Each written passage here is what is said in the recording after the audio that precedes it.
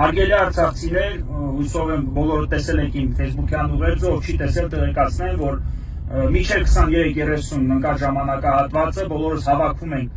Կոմիտասի եկեղեցու դիմացի հատվածում եւ քայլերթով միանալու ենք այժմ Սամվել Կարապետյանին աջակցելու նպատակով Երևան քաղաքի ունեցու փողոցում հավաքված քաղաքացիներին։